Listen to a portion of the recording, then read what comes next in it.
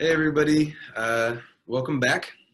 We're gonna pick up our voter engagement webinar series by talking about election day voting and the rules of what you need to do to make sure your ballot is cast. What are the ID you need to bring? There's a lot of questions that we get frequently from folks about how do we make sure that election day goes very smoothly for voters. So we're gonna get into all that right now. All right, so for some of you who decided, hey, I'm not really into the early voting, I just like to go to the polls, I like to see my neighbors, this is tradition, that's cool, do you. Just make sure that you are prepared to be at the polls between 6:30 a.m. and 7:30 p.m. Those are the hours for election day voting. Now, if you are in line by 7:30 p.m., you must be permitted to vote. What should happen is that the Board of Elections should announce that they're closing, and they will get an employee to go stand at the back of the line so that everyone ahead of that person will be allowed to vote, and anyone who comes after would not be allowed to vote. Now, there will be some circumstances where polls have been ordered to stay open if there have been some like machine malfunctions, that kind of thing. So you'll just have to stay tuned, but make sure that you make every effort to get to the polls by 7:30. You can find your polling place at myohiovote.com. You can also call the election protection phone number. It's a hotline that's open 24 hours a day, 365. You just call 866-OUR-VOTE, and they can get you information about finding your polling place. And now, one thing I will point out is that some people have moved and they missed the voter registration deadline.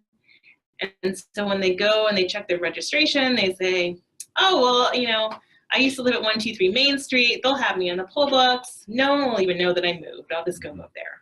Don't do that. That is a felony. That's illegal. And they do try to track people and catch people that way. So I don't want to trip anybody up. You should go to your new polling place. So if you're not sure where that would be, you would again go to myohiovote.com. You can try to find it with the new address lookup feature, or you can call the 866-OUR-VOTE hotline and we can try to figure out where you should go. Election day ID. So this is a big one. In state to state, there's different rules on what ID folks need to bring with them on election day. In Ohio, there's multiple forms of ID that you can use to cast a ballot. You can bring your Ohio driver's license or state ID. That is a very, very standard way that folks vote. Luckily, your address does not actually have to match the address that you're registered to vote on, because folks move, and we only update our license or our state ID every 4 years. 4 years or so. Yes, right. So a lot of people are moving multiple times in that 4 years. So the address doesn't have to match, but your name and your face have to match. And it has to be a current ID. It can't be like expired. Yeah, even though your name and face might not have changed, it has to be a current valid ID. You can also use government ID. If you are a government employee and you have been issued a ID by the state of Ohio, by the county, you can use that. If you have a military ID, you can use that. You cannot use a passport though. That will not work. Which a lot of folks would assume a passport would work, but it will not. And one of the things, if you don't have a driver's license or a state ID, those things are kind of expensive for a lot of folks.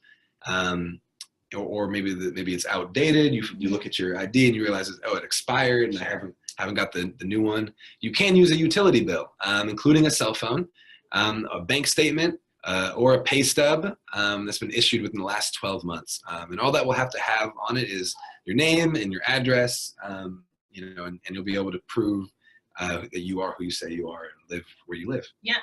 Now, this is a little bit of a flashback to the previous training slide, but if you're looking at these lists of IDs and you're thinking, I don't know, I don't really have these, and it's not election day, I'd encourage you to try to find a way to vote early, because you can vote the last 4 digits of your social security number just by writing those 4 digits, and that will give you a regular ballot. So for any people, for instance, if you're a student or you're a senior or you just don't have utility bills in your name, that kind of thing, try to think about early voting.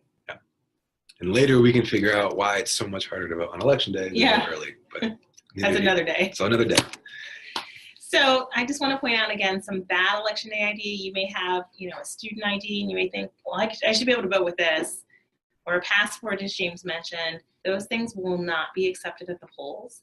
A lot of people also try to show up at the polls with that little postcard that they get from the Board of Elections that confirms, hey, this is your polling place, or that notice will not be accepted. It doesn't really make a lot of sense since the Board of Elections mail it to you to confirm your registration, but that the laws are what they are and they will not be accepted. So try to come to the polls with a utility bill or a driver's license, something like that.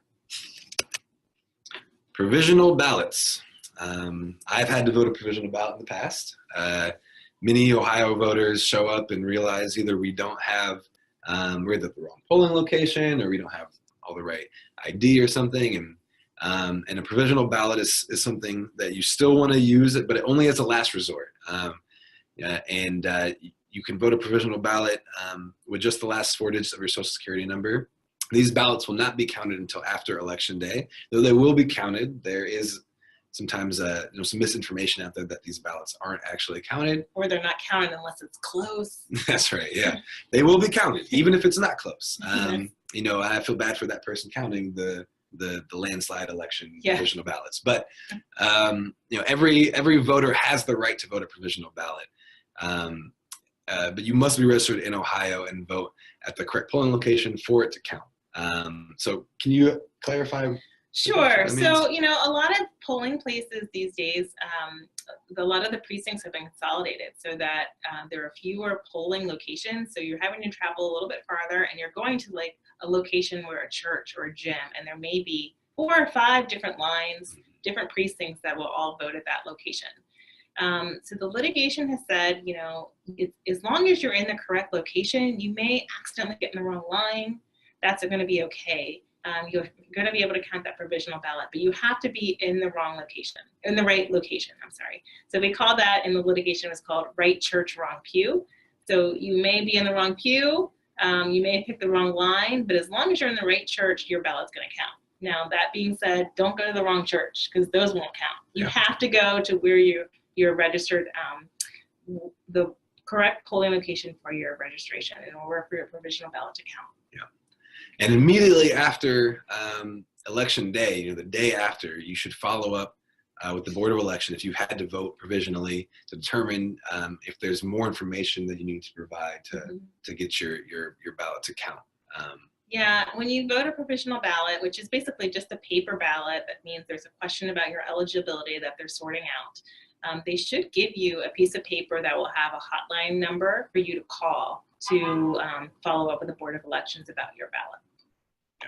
And if for some reason you don't get the paper, or you're confused, you don't know why you were given a provisional ballot, or you just have questions, you can call our election protection hotline, which I think is coming up. Hey. Yeah, you can contact 866-OUR-VOTE. That's OUR vote.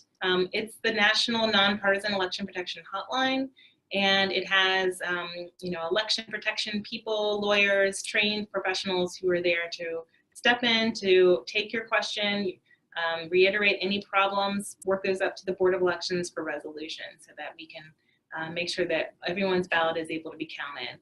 Yeah, and if you have any issues, any confusion, do not hesitate to call, because it's always better for you to be clear and well-informed. And if there are problems, we need to be able to document those things so that we can make sure that they don't happen in future elections. Yeah, there are no stupid questions.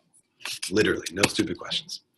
And so if you have further questions about Election Day or about voter registration or any of the things that have come up in the webinar series thus far, you can feel free to reach out to Camille or I.